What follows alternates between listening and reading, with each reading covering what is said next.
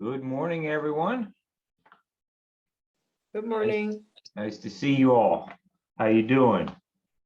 Good morning. Good Morning. morning. Well, how you doing, folks, after that torrential rain yesterday? Did anybody have any problems?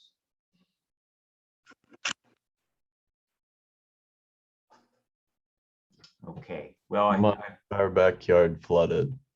backyard flooded. Okay, did you have any damage in your house? No, we sort of live up on a hill, but 3 trees like knocked down and a bunch of Oh. like tree trunks went through like the entire yard, which was cool. Okay, as long as it didn't damage your house, that's okay. Right.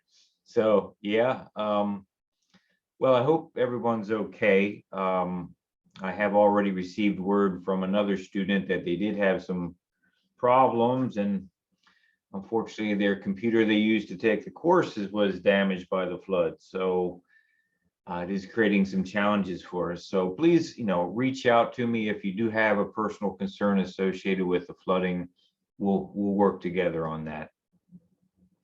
Okay. Well, good morning, and I want to continue with chapter 1 notes today. Let me take a quick look at my roster here. Just want to ask a couple quick questions. Okay. Okay. So there was a few people on my roster that I don't believe were in attendance last time. Let me see if they are here this morning. Is Holly Castro here this morning? Holly?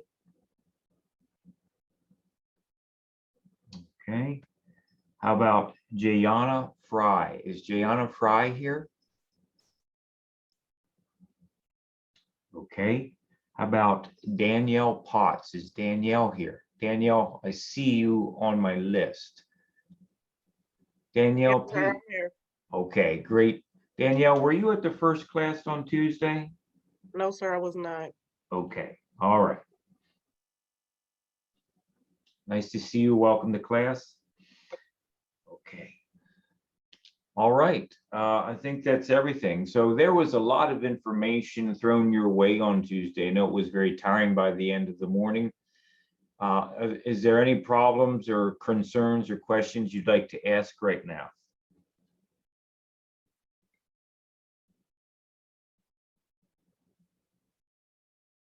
Okay, so I'll take your silence as though everything's okay. And of course, you remember you do have your first laboratory homework assignment due next Tuesday. Okay, so please let me know if there are challenges or problems you're experiencing.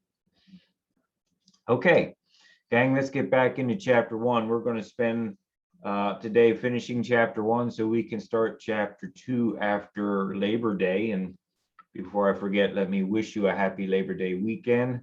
Hope you have some plans maybe to enjoy yourself. I think the weather's supposed to be pretty decent. Okay, so I'm sharing my screen with you. Okay, and I'm bringing up a Word document here.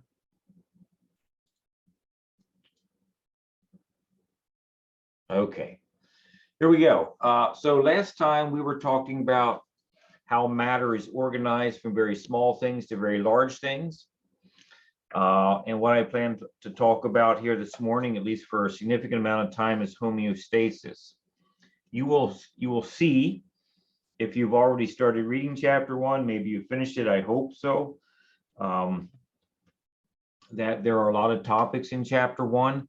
I won't lecture on everything. The truth of the matter is there's so much content in every chapter, I really can't lecture literally on every page of every chapter we cover. That's why I depend upon you to give additional study time outside of class, okay? So I will pick and choose things to spend lecture time on. It doesn't mean the things that I don't lecture on are not important. It doesn't mean that. It doesn't mean the things I don't lecture on won't be tested on an exam, because they will, right? You are responsible for reading your chapters completely. It's just that I will pick out certain topics that I think are particularly important that I would like to spend some time with you talking about. Okay, So homeostasis as a topic begins on page 9 of your textbook. Okay, page 9. All right, so let's start by defining what homeostasis is. Okay. Homeostasis refers to a state of balance, or perhaps you prefer the word equilibrium, a state of balance or equilibrium inside the body that is maintained by regulatory mechanisms working inside cells, tissues, organs, and organ systems. Okay, we're going to quickly get into some fancy vocabulary so that we can say we're educated, but the basic idea is very simple. Okay, it's kind of like the old fairy tale of Goldilocks and the Three Bears, right?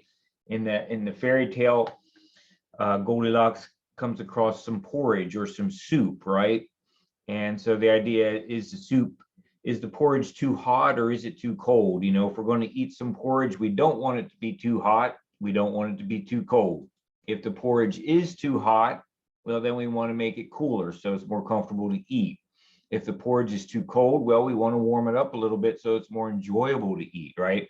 That's what this is about, how your body maintains machinery that's capable of monitoring body conditions, such as body temperature, such as blood pH, such as blood glucose levels, such as any of a million other conditions that your body is concerned with. How your body measures these things determines if they're in a healthy, normal range, healthy, normal concentration, and if they are not, how does the body respond to that to correct the deficiency? Okay, so let's talk about a simple example here. Well, I'll start off with a simple example and then we'll make it more complicated, okay? For example, let's talk about blood glucose. Okay, let's talk about blood glucose. And so here's a question for you. Here's a question for you, and I'd ask to see if you can provide some feedback in the chat window.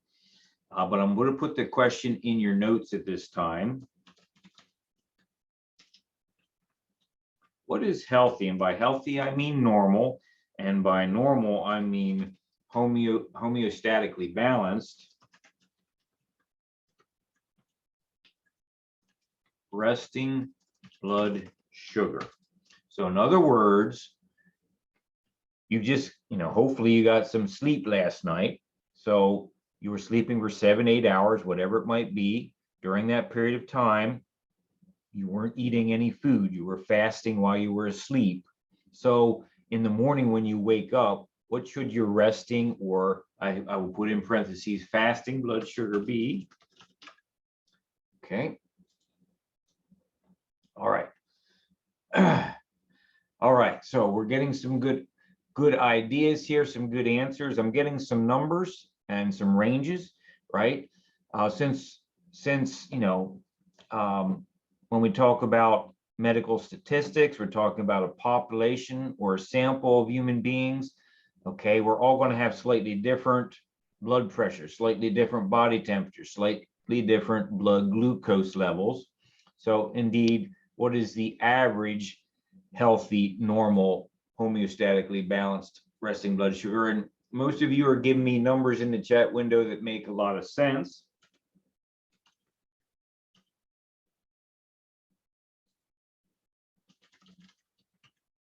Okay, so Amy, you say 100, Rebecca and Christian say 80 to 120, right? These are things you've probably seen or heard or read about in other areas of life.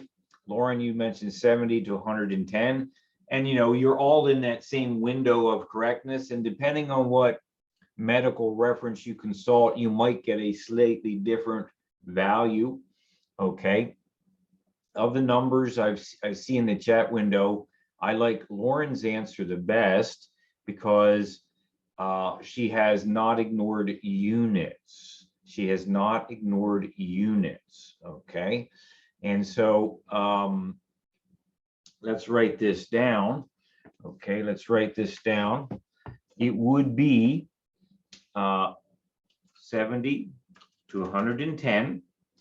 And then we have to remember, we're talking about a concentration here, okay? So this is 70 to 110 milligrams of sugar. I specifically mean glucose. 70 to 110 milligrams of sugar per deciliter of blood plasma. Okay, now that's, most people just throw out the number and say, okay. But the problem is, folks, that we start throwing out numbers and we assume other people know what that number represents, right? Is it 70 to 110 apples? Is it 70 to 110 jelly beans? What is it? Okay. All right. So the blood sugar level is measured with values that represent concentration, and concentration is always a mass of material dissolved in a volume of liquid. Okay. So this is a statement of concentration.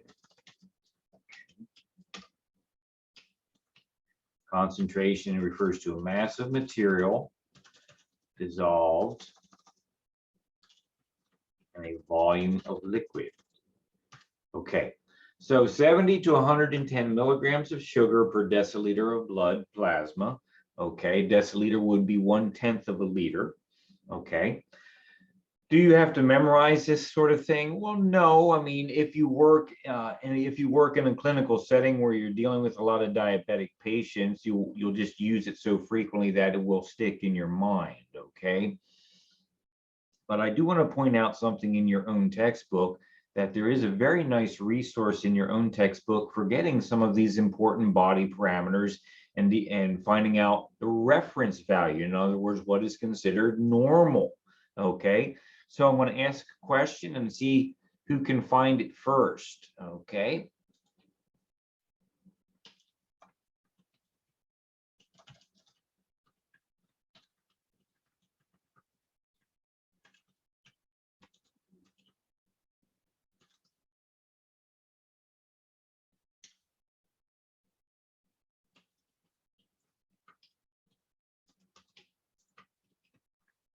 Okay, here we go, folks.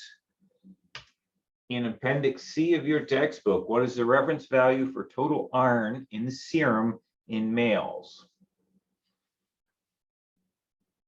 See who can be the first to find that. In Appendix C as in Charlie of your textbook, what is the reference value for total iron in the serum, blood serum for males?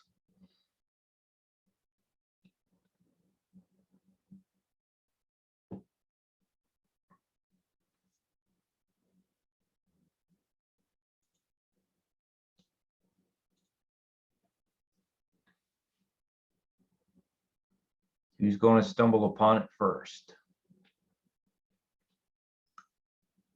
Okay, looks like Lauren DeBoer. Hopefully I said that right, DeBoer.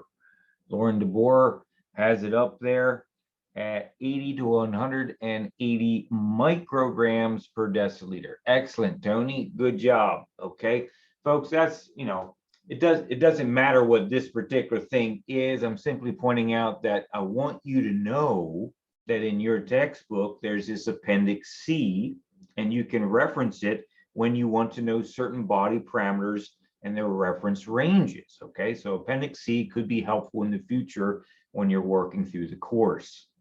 Okay, is anybody having trouble finding Appendix C in their textbook? Are you okay? All right, let me know if you're having problems. Okay, good job, folks. All right, so yeah, so we've answered the question, what is average resting blood sugar for humans? 70 to 110 milligrams of sugar per deciliter of blood plasma. So, you know, so next question. How will the body respond if blood sugar is too high? Okay, what In other words, what corrective action will take place? If blood sugar is too high, what's going to happen? Feel free to unmute your microphone and tell me.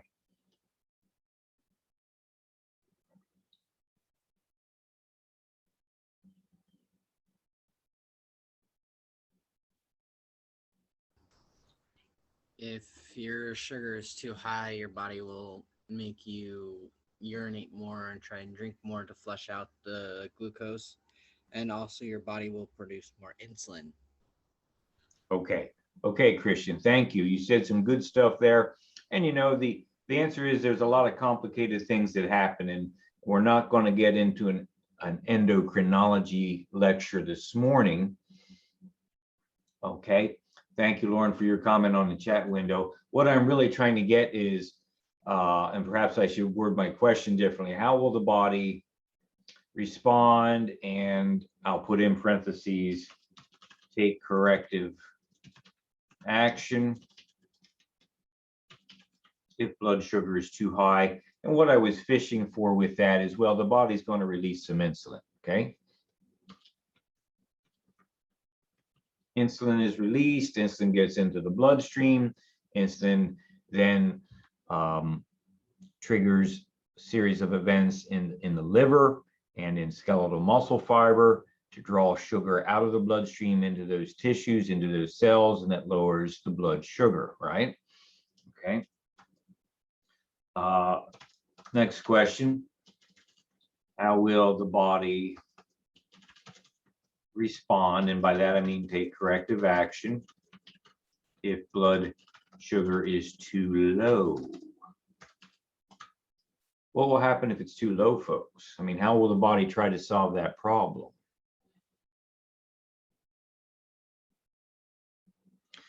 Most of us are familiar with insulin, are we not? Because we certainly have heard of diabetes, and we probably have people in our families that are diabetic. I mean, I don't know about you, but diabetes is pretty prevalent in my family. So I would be surprised if you didn't at least know one person that's diabetic. So we know about insulin because we know that diabetics have high blood sugar and they take insulin to treat themselves. What's going to happen? Okay, thank you, Christian, for sharing about your condition there. So folks, what happens if the blood sugar is too low? Insulin's if it's too high. What if it's too low?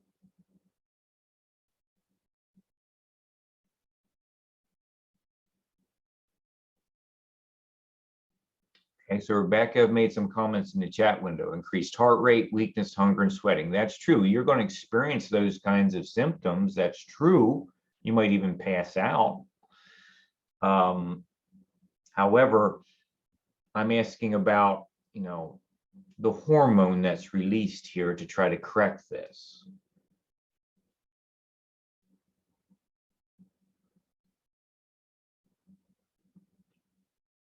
Okay, so Amy, you say release stress hormones. That's most certainly true.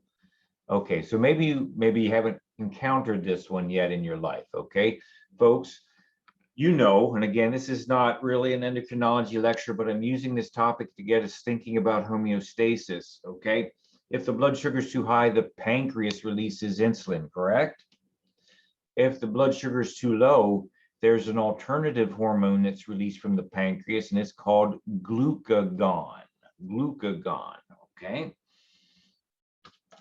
So glucagon is released, okay? Glucagon, let me make some complete statements here. So insulin is released in the top question. Insulin is released to lower blood sugar by stimulating liver and skeletal muscle cells to bring excess sugar inside.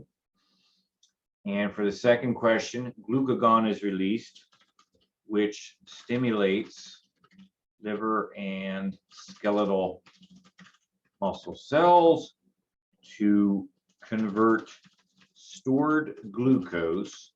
Stored glucose, let me ask you a question in chat window. Okay, I know we're tickling some areas that you may not be familiar with right now. what is the, hold on a sec while I get this typed out.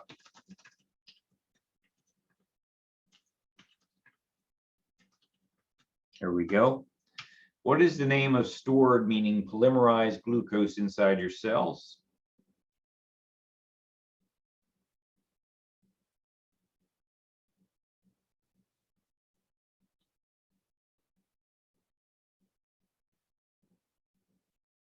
Okay, let me ask you this question. Let me ask you a different question, then I'll come back to that.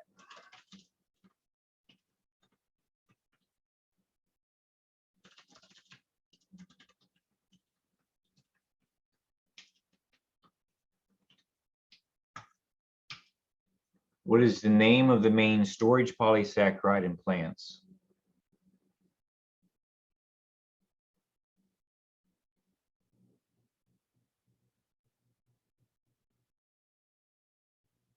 You're going, just about all of you are going to eat it this weekend.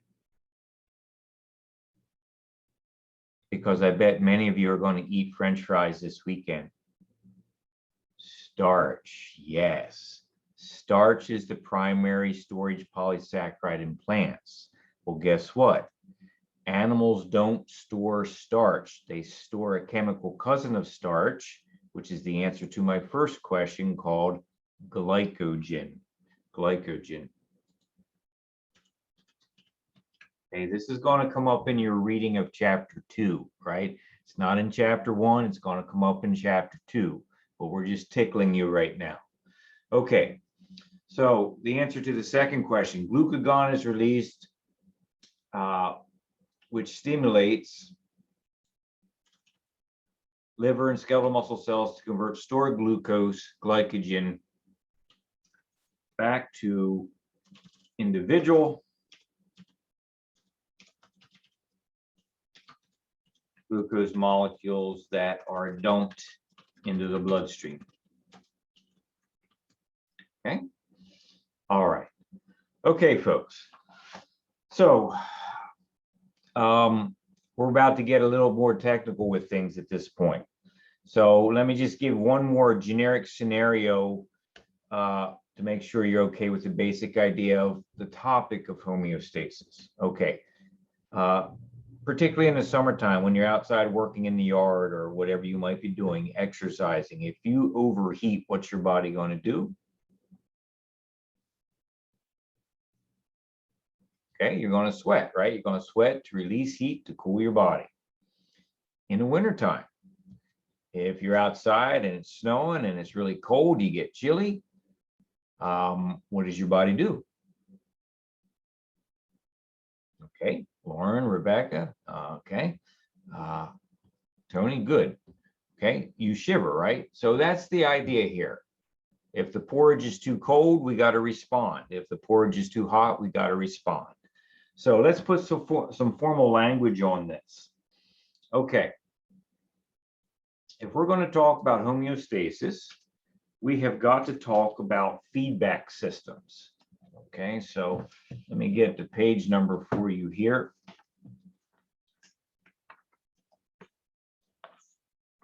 Okay, so feedback systems are presented to you beginning on page 10 of your textbook, page 10, page 11, page 12, maybe a little bit of page 13.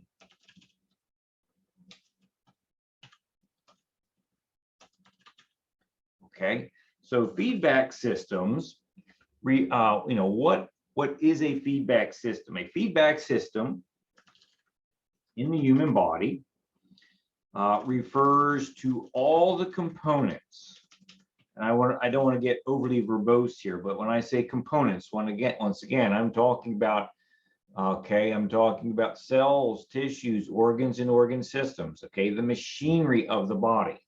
In the human body, this refers to all the components, cells, tissues, organs, organ systems, that work together as a team,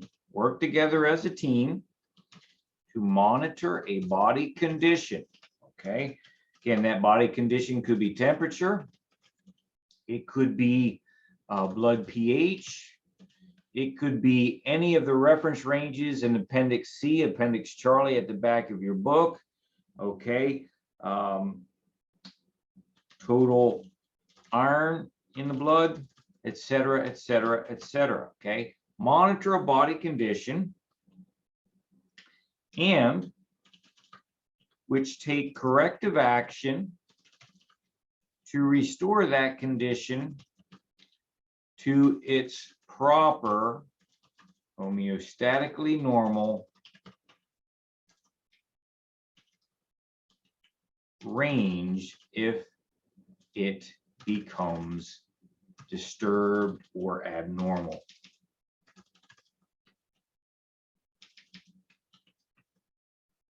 Okay, so let me read that to be sure it makes sense in the notes. Feedback systems in the human body refer to all the components that work together as a team to monitor a body condition and which take corrective action to restore that condition to its proper normal range if it becomes disturbed or abnormal. Okay. Now there are different components of the feedback system. There's some language and some vocab we need to introduce here. Okay. All right. So the first is receptor. Okay. A receptor, what do we mean by a receptor? Well, I'm going to give you one definition and then I'll talk some more about it. So a receptor would be a body structure. That body structure often contains a nerve ending. Body structure that monitors changes in a body condition and communicates that information to a control center. Okay, so we're talking in generic language right now. Okay, we're talking in generic language right now. For example, on page 11, figure 1.3 of your textbook, you see a picture there, and you notice the word receptor is in a light blue rectangle. The other two terms I'm really going to emphasize with you is control center. Control center is in a light purple rectangle, and effector is a light pink rectangle.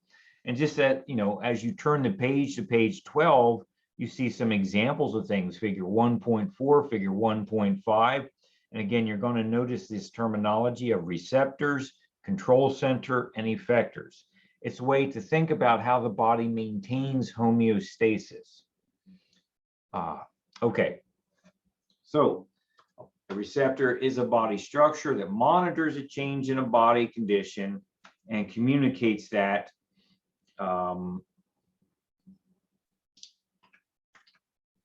information to a control center. Okay, so in our example here, in our blood sugar example, okay, the receptor that we would most normally think of is in fact going to be the pancreas, right? The pancreas is a body structure. It's an organ. Okay. So the pancreas is going to monitor the blood sugar. Okay. Now, truth be told, this way of thinking about things that your book is presenting to you is a very good way to start thinking about things. But it won't be a good way to end thinking about things. What I mean is thinking about a receptor as a single structure is often overly simplistic. Okay, so in the blood sugar example, the pancreas is a receptor. Okay, this is the receptor. Let me be very clear. This is the receptor. Okay, but I also want you to appreciate that often in the body conditions can be monitored by multiple receptors. Okay, so as an example here, the hypothalamus in your brain is another structure in your brain, right? And it also monitors blood sugar because it needs to adjust the blood sugar in the interstitial fluid surrounding the neurons and glial cells of your brain. So there are multiple receptors that actually monitor blood sugar. And when we talk about the pancreas, we typically present it this way because people know about diabetes, people know about sugar, people know about the pancreas releasing insulin. It is a fairly simple way to begin approaching this topic, okay? In the brain, the hypothalamus also monitors blood sugar, which means the hypothalamus is also a receptor, okay? Folks, is this making sense to you? Are you okay right now? Any questions? Okay. And the thing of it is here, and I don't want to get too complicated too quickly. So the pancreas is an organ that monitors blood sugar. The hypothalamus is a section or substructure of brain tissue that monitors blood sugar. And guess what? The pancreas and hypothalamus can communicate with each other through nerves, specifically the vagus nerve. The vagus nerve connects the cells of the hypothalamus to the cells of the pancreas. So they're able to communicate with each other and say, hey, the pancreas says, well, okay, here's what I'm measuring as blood sugar down here. And the hypothalamus says, well, here's what blood sugar is in the brain. Do we agree with each other? Are we roughly in sync with each other? Or is there something that's out of balance? Okay. So the picture can quickly become much more complicated than the overly simplified figures of figure 1.3, 1.4, 1.5. Okay. But we're starting out. We're trying to get some foundational information into you so you know how to think about things. Okay. Do you have any questions about receptor?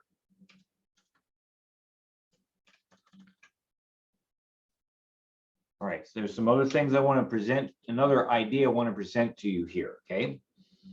Let me see. The word receptor is an overloaded term. The word receptor is an overloaded term. And what do I mean by that? Here's what I mean by that. What I mean by that is that the word receptor is overloaded. The word receptor has multiple meanings depending on context.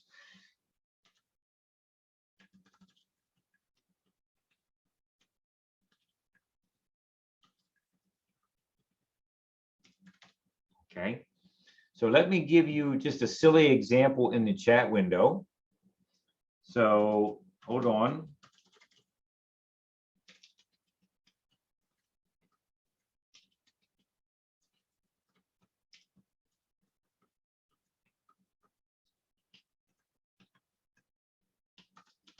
Here you go. What comes to your mind when you read the word Corvette? Okay, so and Tony was very fast off the mark there, and most people are talking about the car, right? Right? The classic American muscle car, sports car. Whether you're into cars or not, I'm sure at least at some moment in life you've seen a Corvette or heard about a Corvette. Okay, so most of us think about cars. But you know what? If we were currently in the military or in the Coast Guard and we were talking about marine and ocean activity, the term Corvette refers to a naval vessel, right? So a Corvette can be a naval vessel, meaning that the context of the conversation dictates the meaning of the term and how we should interpret it, okay? So context matters. It matters throughout your entire life. It's not just because you're taking an A&P course. You appreciate that context matters. In what way are we defining the term for this conversation? How should we interpret it now? Okay, so in the context of the feedback systems, right, the receptor is defined right here, a body structure. And we gave you an example. The pancreas is the receptor, and in this case, the receptor is an organ. Okay, the pancreas is the receptor. That means in this scenario, the pancreas is an organ. But we can be more precise about this. In other words, the context of the conversation can become more narrow and more defined at a molecular level. For example, okay, Okay. A receptor at the molecular level is a protein that is sticking through the plasma membrane of a cell. So, in the context of a blood sugar conversation, the receptor is a protein on the surface of pancreatic cells that binds to glucose. Okay? So you see, when we started our conversation and we defined what a receptor was as the feedback system terminology in your textbook is using, I'm referring to an organ, the pancreas. But at a more precise and smaller level of context, the receptor, you say, well, how is the entire organ the receptor? Well, it's the cells of the organ that have proteins sticking through their plasma membrane that allows those cells to detect and respond in some meaningful way to the blood glucose. So at the molecular level, the receptor is going to be a molecule, in this case, a protein. Okay. All right. Thoughts, questions, confusion?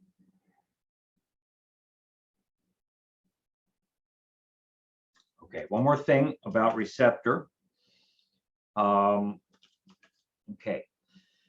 When a receptor communicates information into the control center, there's a special vocab word, there's a special form of communication that's given us a precise name, and that is afferent communication. When the receptor sends information into the control center, the communication is referred to as afferent communication.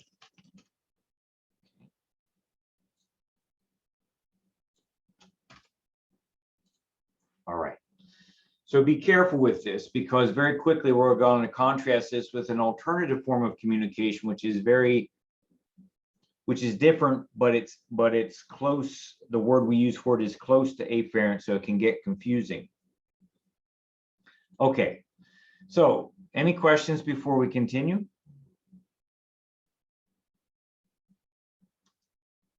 All right.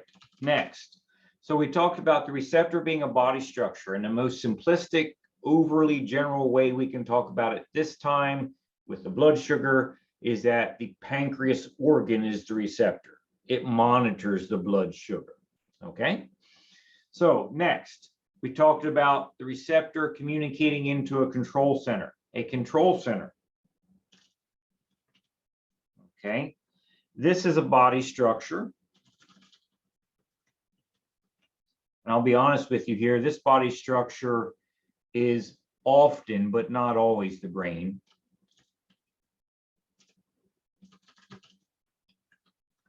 That determines what the proper range of values is supposed to be for the body condition, and decides if corrective action is necessary.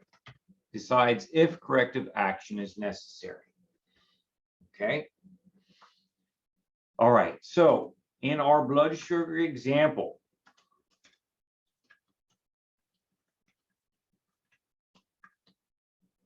okay, I don't want to get into a heavy conversation about endocrinology yet, even though it's already kind of intense. The pancreas is not only the receptor, but the control center, because the pancreas is an organ. Okay, so what is an organ? An organ is a three-dimensional object made of multiple tissues. Well, what is a tissue? A tissue is a structure made of multiple cells. Okay, what I'm telling you is that there are different categories of cells that make up the pancreas organ. Okay, we have cells in the pancreas that can bind the glucose and measure what it is. And we have different cells in the pancreas that can actually decide, oh, something's abnormal here. Okay, so for right now, I'm just going to put down the pancreas again as the control center. Okay, so don't get confused if you see the pancreas as the receptor and the pancreas as control center. That is actually correct, right? The pancreas can do double duty. Okay, so this brings up a talking point. Remember that sometimes a body structure can be both receptor and control center, because the body structure is made of different types of cells. For example, the pancreas organ is made of different types of cells that can measure glucose and decide if the glucose level is normal. Okay. All right. So we have a receptor, which is the pancreas. Certain cells in the pancreas measure the blood sugar. We have different cells in the pancreas that can make a decision about whether that's normal or not. Okay. All right. Let's see here. What else should you know? Okay, yes. Let me continue my thought up here with the definition of the control center. Okay, so the control center decides if corrective action is necessary. If corrective action is necessary, then the control center will communicate to an effector. The control center will communicate to an effector, okay? So bullet point Roman numeral 3 here. When the control center communicates to the effector, the form of communication is efferent with an E. Is efferent communication, okay? So I can barely get it on my screen here, but you notice we talked about afferent communication previously, and here we're talking about efferent communication. Afferent and efferent. Afferent, efferent. Very easily confused, so be very careful with this. And let me just put sort of a double asterisk here, okay? For afferent communication, information is delivered into the control center. Okay. For efferent communication, information is delivered out of the control center. Okay, so if we reference everything in relationship to the control center, if the control center is receiving information, that is afferent communication. If the control center is transmitting, sending the information out of itself to another location, that is efferent communication. Amy, thanks for the comment in the chat window, right? Maybe that will be helpful to others, right? Amy's saying A for arrive, E for exit. A for arrive, E for exit, right? Do these little mind tricks with yourself so you can remember these things, because it's not hard. I mean, intellectually you understand it. It's just that you can get tripped up when they sound so similar. Okay, so thank you, Amy. Okay. You're welcome. So the control center in our example is again the pancreas, and again, because there's different cells, there's There's alpha cells and beta cells and all kinds of different weird cells we're not going into at this time. And just to keep it, you know, a little bit more complete in your notes, you know, the control center is going to be the pancreas, and it's also going to be the hypothalamus in the brain, right? I mentioned that the figures of the feedback systems on pages 11 and 12, they are helpful, but they are oversimplified. They are helpful, but they are oversimplified. Okay. All right. So let's continue. So we know that the receptor monitors a change in a body condition. We know that the control center decides if the body condition is abnormal, and if so, it creates instructions for an effector to take action. So let's define that. This will be C, effector. Okay, an effector refers to a body structure. Okay, this is typically an organ other than the brain. Typically an organ other than the brain.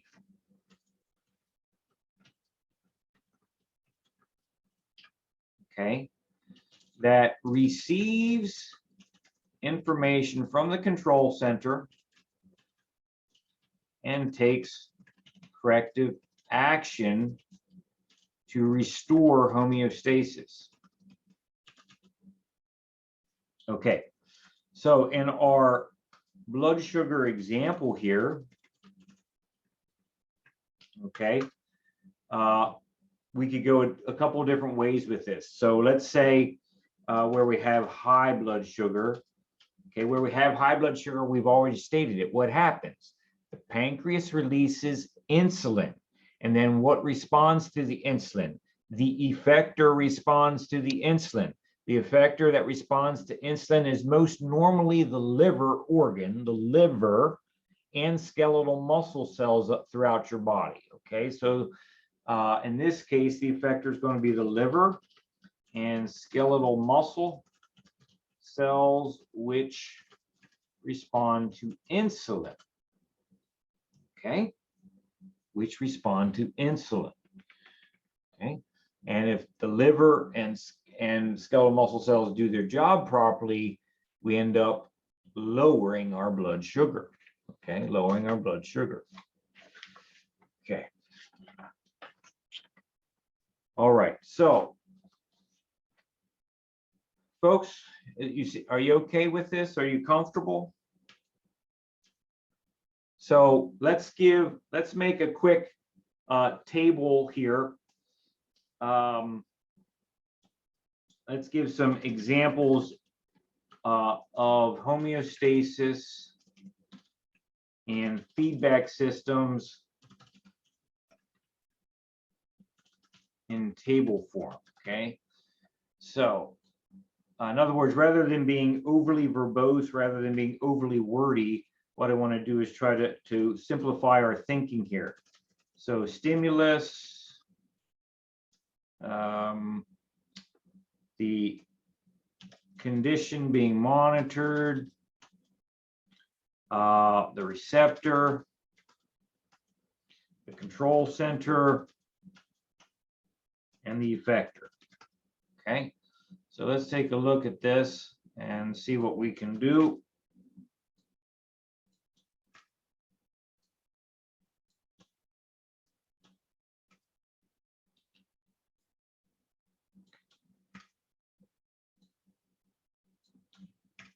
All right, so let's make the condition here, the first condition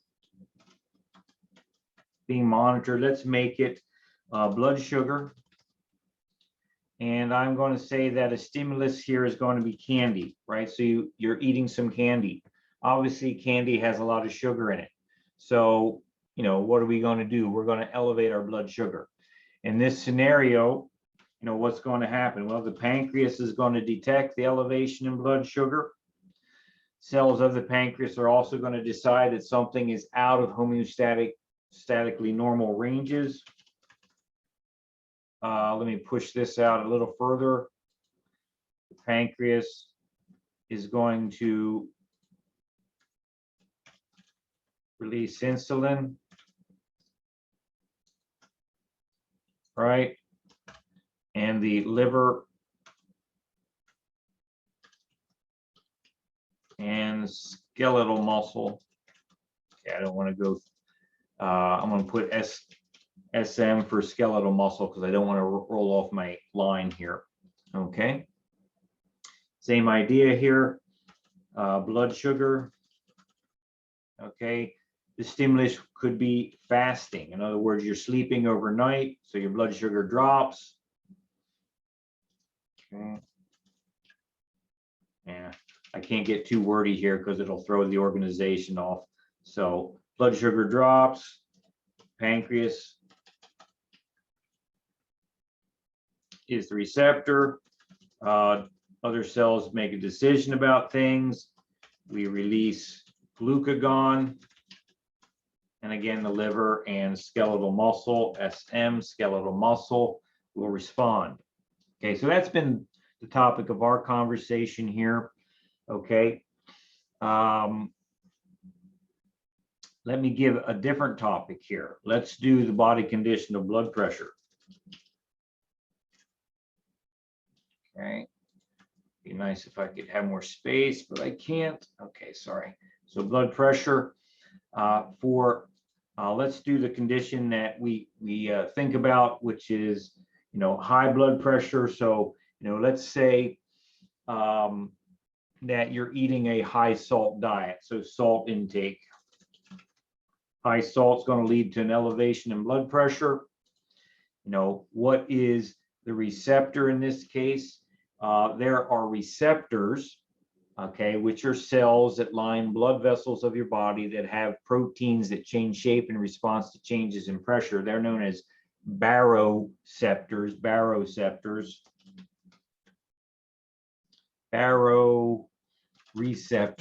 okay. Those are in the blood vessels themselves. Okay, sorry, I'm really pushing my space here. The control center for the blood pressure is going to be the brain. Okay. And the effector to lower the blood pressure is going to be the heart and the blood vessels. Okay, I'm going to have to do BV for blood vessels. Okay. Let's take this one. Let's do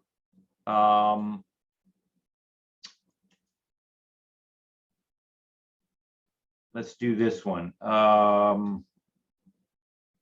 Taste. The receptor for taste is going to be the tongue. Okay, specifically taste buds on the tongue, right? Taste buds on the tongue are going to do it. And let's say that we, once again, have candy. So we have very sweet candy, and the tongue detects that. Control center here is going to be the brain. And so, have you ever had something so sweet that you kind of cringe at it, right? You kind of make a facial change. So your facial muscles are going to contract and you might pull away because you really don't like what you're eating anymore. Okay. All right. So this is a very rough kind of organization of how we can think about things that are being monitored and what the receptors, control center, and effectors are. Sorry, I don't have more space here. Okay, so folks, if you're okay with this, what I'd like to do is go through one more hypothetical scenario where, rather than me talking a lot, I'm going to ask questions of you and get you to respond to me to make sure that we're all okay with this topic. Okay, so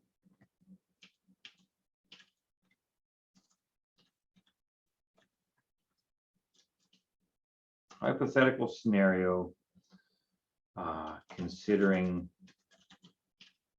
homeostasis and feedback systems. Okay. All right, folks. So to do this, I'm going to make some starting statements of things that we should assume to be true. assume the following is true. Number one. Okay, so let's say that you are inside your house on a winter day.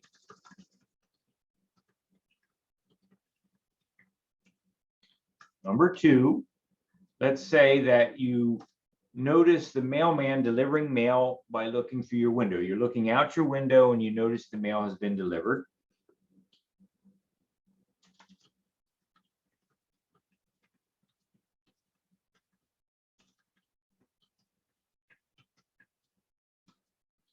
Number three, you decide to go out and get the mail.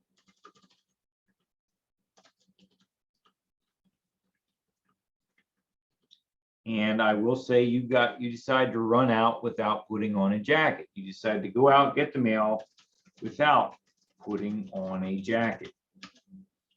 Number four, your body notices that it's getting colder.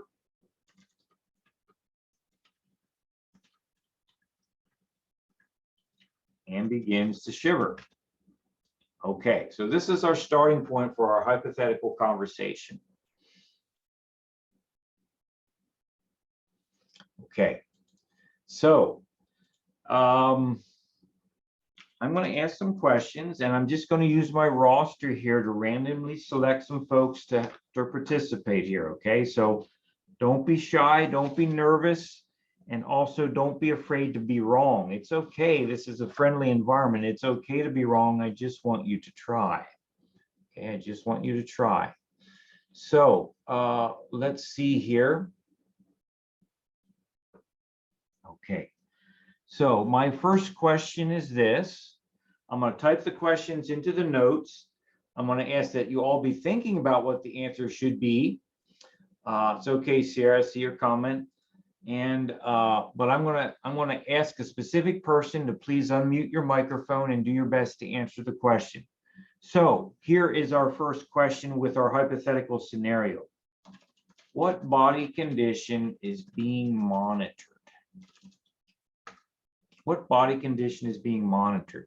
So I'm going to ask this of Amanda Walker. Amanda, please unmute your microphone and say hi to us. Hi. Good morning, Amanda. Morning. So considering our scenario here, what would you say is the body condition being monitored? So for number one, you are inside the house on a winter day. Correct. That is a true statement. That's something we assume to be true. But considering all four statements that are true, that describe what our situation is, what body condition is being monitored?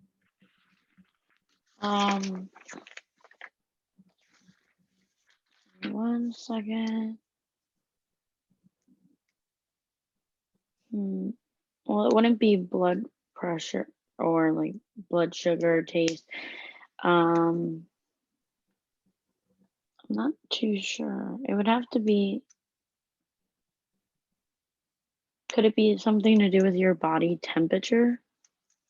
Absolutely, it was. Yes. Okay. Very good. That's what I'm getting at, right? Because you notice that I'm emphasizing it's a winter day, and I notice you go outside without your jacket, and then I say that your body begins to shiver. So all of these are subtle cues that for this conversation, the body condition being monitored is temperature. Good job.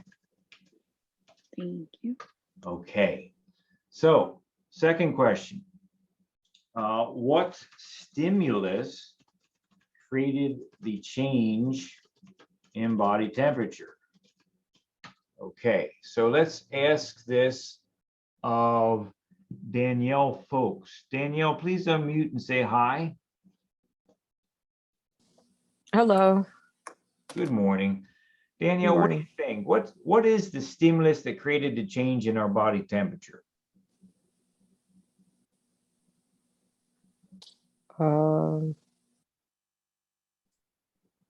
Would it be the brain?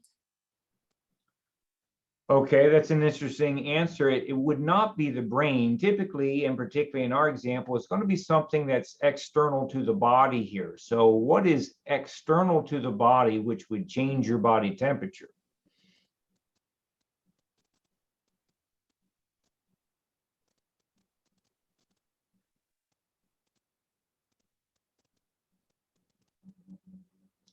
So Danielle, when you walk outside on a winter day, what do you expose your body to?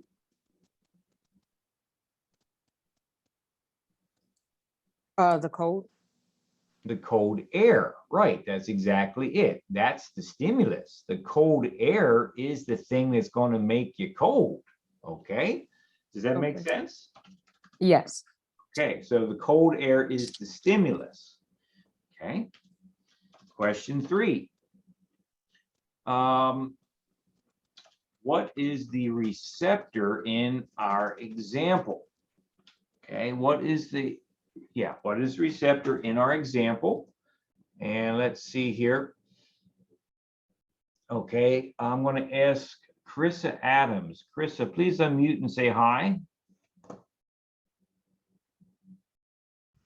Hello. Hi, Carissa. Carissa, what do you think? What is the receptor in our example here? Would it be like the skin for like sensing the cold weather? Absolutely, absolutely, right? What part of your body is first going to be exposed to cold air? Doesn't it make sense that it's the outer surface of your body, which is covered in skin? So your skin is the receptor, and we could be a little bit more precise if we knew what our skin was actually made of, but I think you did a good job, Carissa.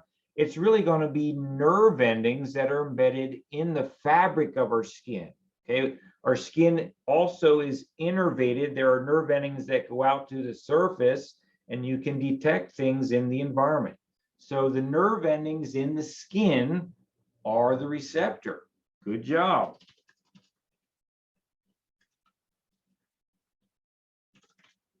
Nerve endings embedded in the skin are the receptor. And so, just to be more precise here, when I say a nerve ending, what am I talking about? I'm talking about a neuron. What is a neuron? It's a nervous system cell. And what are we saying? That this nervous system cell has proteins on the surface of its outer surface, its plasma membrane, that actually change shape when temperature changes in the environment. Okay, so neurons have receptors, proteins, sticking through the plasma membrane that change shape when temperature in the environment changes. Okay. If this seems like an odd statement to you, let me give you a way to think about this.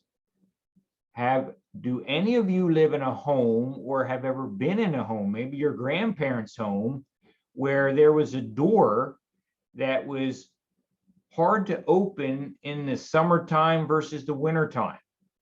Because a lot of doors are made of wood. So in the summertime, the heat causes the wood to swell, right? So it gets harder to close the door. In the wintertime, it's colder, so the wood contracts, it compresses, and it just gets easier to fit through the door space. It's easier to open and close the door. My point here is that temperature is one of those things in our environment, in our universe, that actually changes the shape of molecules.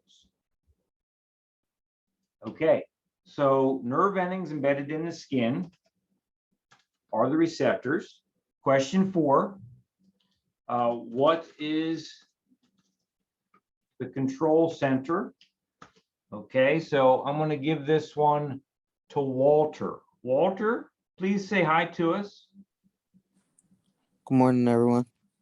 Good morning, Walter. Hey, Walter, what do you think would be the control center? What part of your body is probably making a decision about your body temperature? Your brain. Okay, I love the answer. By the way, Walter, I love your name because my grandpa was named Walter. So you're absolutely right. the brain's going to be the control center in this case. It's specifically going to be the hypothalamus, because the hypothalamus, remember I talked about that earlier, is one of the brain's major areas for controlling a lot of different homeostatic processes.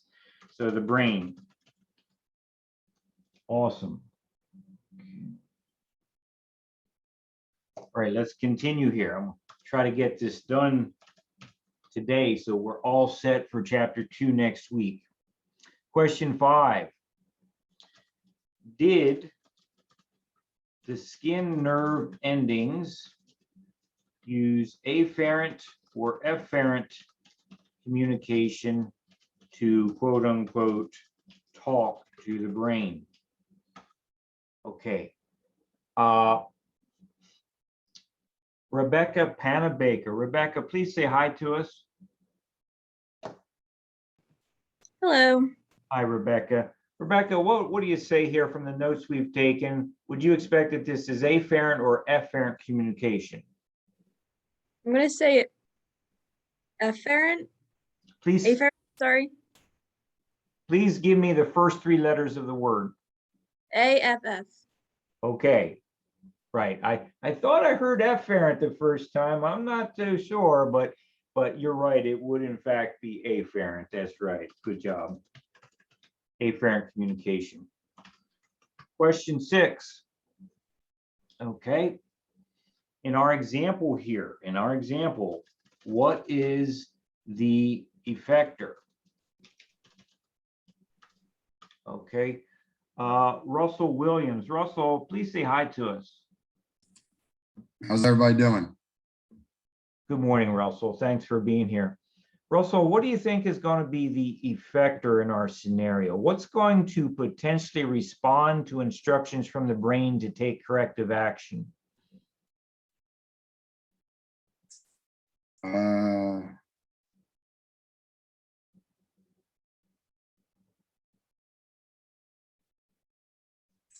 gonna say your body condition would warm up.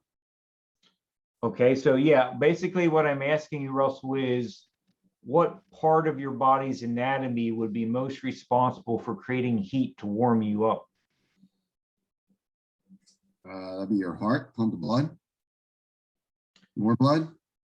Okay, well, I can't deny that the heart has some capacity to create heat, but that would not be the primary thing. So Russell, let's go up here and look at our 4 statements. Do you see anything in these 4 statements which would suggest to you what piece of anatomy is involved?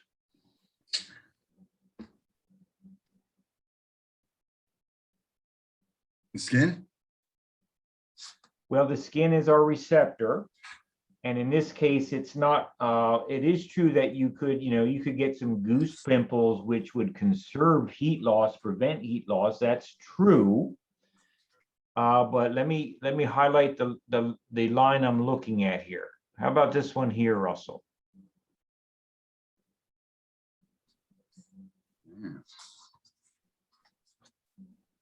Mm. So Russell, do you know what part of your anatomy is responsible for shivering?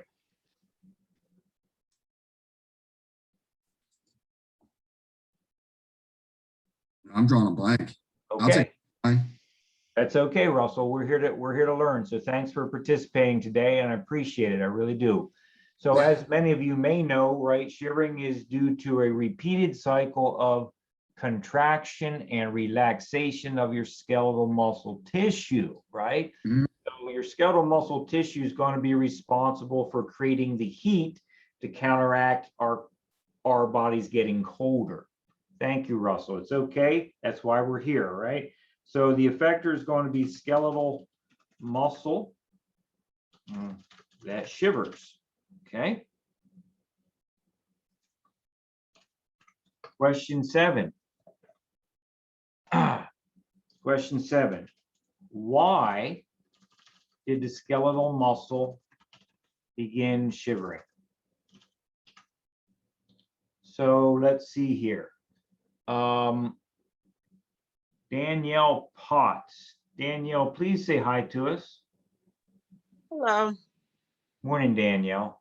So why did the skeletal muscle begin shivering? The change in temperature. Okay, you're not wrong. Let me ask the question this way. What piece of your anatomy ordered the skeletal muscle to shiver? The brain.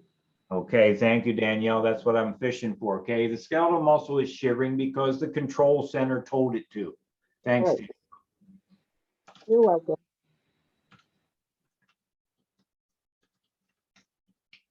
Okay, question 8. Did the brain use afferent or efferent communication? Let's see here. Let's go with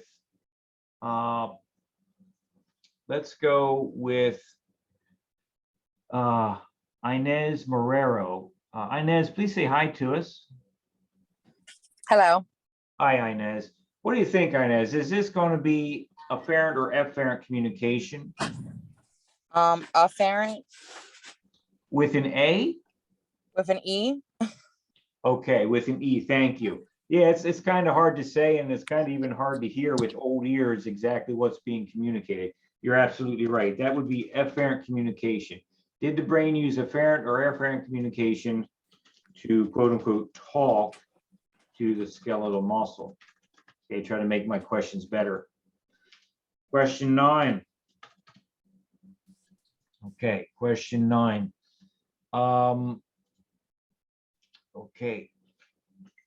Okay. Here's the question. Is the response of your body to cold air an example of positive or negative feedback? Let's give this to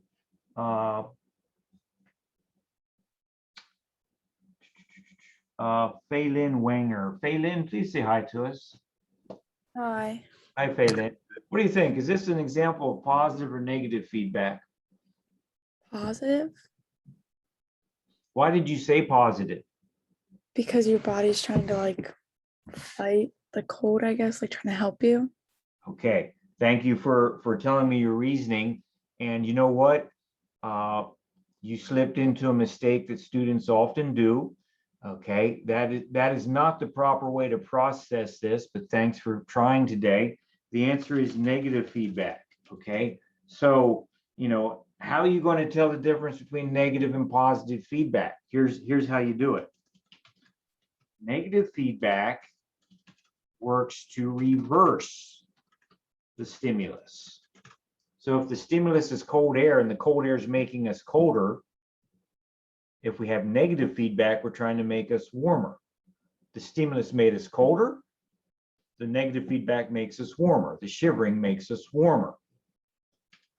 Okay. The positive feedback, if it were positive feedback works to enhance or amplify the stimulus. Okay. So, Faylin, what you did is what many students do, is that you're thinking in your mind from an emotional, human, psychological perspective. If I'm cold, it would be really nice to be warm and cozy. So that would be a positive thing if I'm warm and cozy. So it should be positive feedback. That is not how you process these kinds of scenarios. Take your emotions out of it. Take your humanity out of it and ask yourself, what is the stimulus doing to me? And then think about how your body's responding. If your body is responding to reverse the stimulus, that's a negative feedback. If the body's responding to enhance the stimulus, that is a positive feedback. So, I'm going to, Faylin, I'm going to give you a second chance here for another question, okay? Faylin, does my description of negative and positive feedback make sense to you? Yeah. Okay, so here's my next question for you, okay? If you wanted to intentionally do something outside to create positive feedback for your stimulus, what would you do?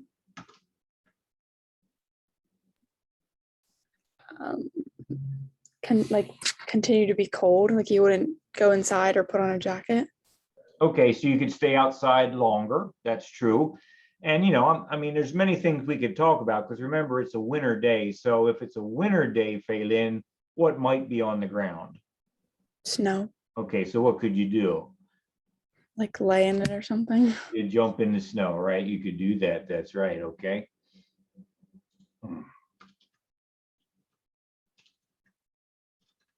Okay, so all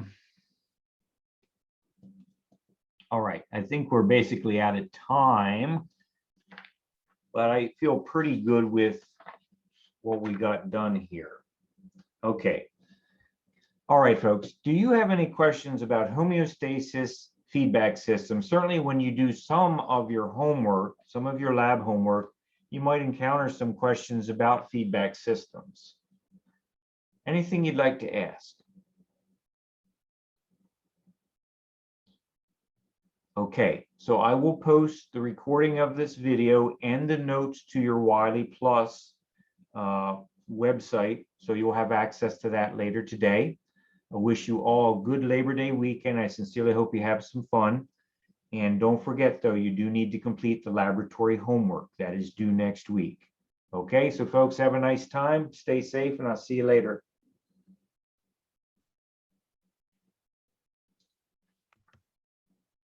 Thanks, Tony. See you, everybody. Do we have a lab later or no, not today? Not today. No, you only have lab on Tuesday. Okay, thank you. Have a good weekend. Thanks, you too. Have a good weekend. Thanks, you too.